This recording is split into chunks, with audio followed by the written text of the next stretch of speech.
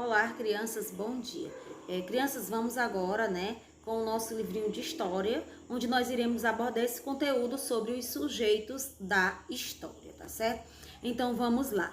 Os sujeitos da história. Segundo o poeta alemão Bertolt Brecht, no ano de 1898 a 1956, todos nós somos sujeitos da história, E somos parte viva da história. Por exemplo, a história. Seja uma história pessoal, como no caso da nossa vida, a nossa mãe, por exemplo, ela vai ter lá as gravações, os registros por meio das fotografias, desde que ela engravidou, lá quando ela ainda estava com a criança no seu ventre, E aí passa os 9 meses, faz aquele álbum de fotografias. Quando a criança nasce, ali é o quê? É uma história, sua história de vida, sua história pessoal. Então, por isso dizemos, todos nós somos sujeitos da história, fazemos parte da história. Atualmente, por exemplo, também, nós estamos vivendo a pandemia, o Covid-19. Nós é o que? É a nossa história, que queira ou que não, nós estamos inseridos.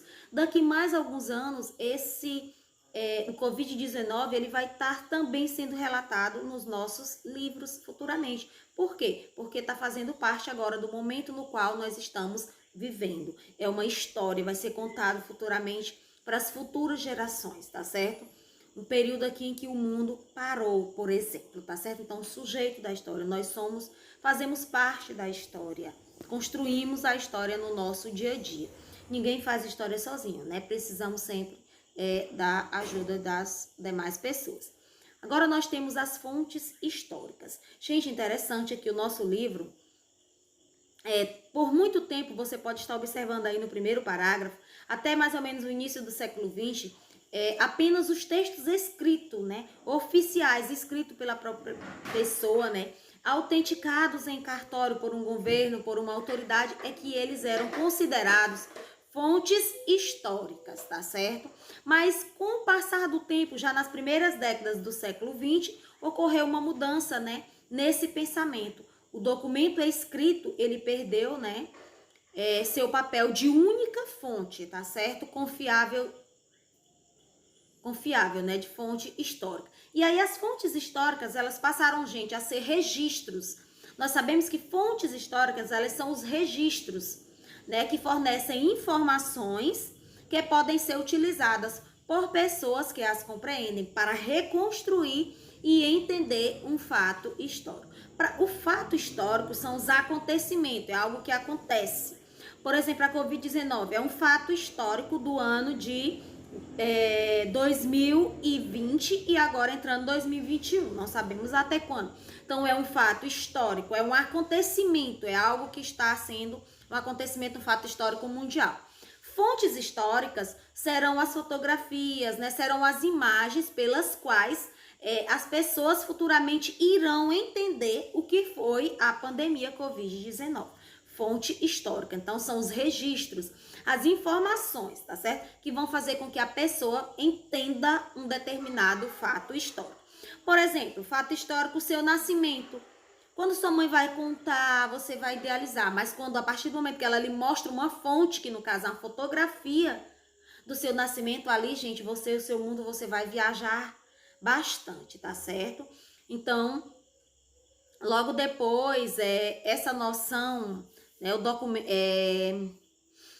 essa noção, ela permanece até os nossos dias de hoje. Praticamente tudo que uma pessoa faz, os lugares por onde ela passa, os objetos que usa, eles podem ser considerados uma fonte histórica, tá certo? Então, por meio dessas fontes históricas, gente, por meio desses documentos, dessas fotografias, dessas imagens, de objetos que são guardados, é possível a gente reconstruir essas informações, dados, fatos, coletar, podemos dizer, informações.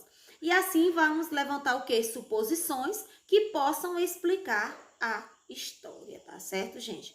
Então, vamos lá. Agora nós temos aqui os tipos de documento histórico, certo? Então, como foi dito antes, atualmente qualquer objeto, gente, ele pode ser usado para estudar a história. Então, é uma fonte histórica, tá certo? Então, nós temos aqui, para facilitar a categorização dos objetos de estudo, né, que os historiadores utilizam, os historiadores convencionalmente, eles têm três grandes categorias de documentos históricos. Os documentos escritos, tudo que vai ser escrito, que vai ser relatado, tá certo, gente? Nós temos aí um exemplo em jornais, em revistas, em livros, as lendas, tá certo? As tradições, as criações, inscrições, certo? Nós estamos, enfim, tudo que vai ser gravado, tudo que vai ser escrito, tá certo? Por alguém, é considerado uma fonte histórica escrita, tá certo? Tudo que vai ser relatado, todo registro escrito, seja ele à mão, seja ele no computador, na máquina de datilografia, que aconteceu antigamente, né? Então, é um documento escrito. Um documento não escrito, gente, nós temos aí, são o quê? Corresponde a iconográficos, né? Materiais, mais precisamente, né? A imagem, certo? Imagens como desenhos, mapas, pinturas, não vai ter nada escrito, vai ser uma leitura de imagem, uma interpretação. Os rótulos, quando você vê um rótulo, por exemplo, ali é um documento não escrito, vai estar lá pelo símbolo, né, daquele determinado supermercado, pelo rótulo, né, daquela determinada embalagem, você já vai saber do que é que vai estar ali, a mercadoria ou o alimento que vai estar ali de acordo com aquele rótulo, certo? Então, é uma leitura, podemos dizer, de imagens, né? Pela imagem, né? Não vai ter nada escrito, você já vai identificar aquele determinado conteúdo, né? As músicas também, certo? Quando a gente escuta, filmes, documentos, enfim. Qualquer objeto que possa ser estudado e não tenha a forma escrita, tá certo? É uma forma não escrita. Depois nós temos os documentos arquitetônicos, tá certo? Que são as construções, gente, como os prédios, né, apartamentos, as igrejas, cemitérios, estações de trens, pontes, então, etc. São inúmeros as construções, tudo que nos referimos às construções, prédios, casas antigas, é o quê? É um documento arquitetônico, tá certo?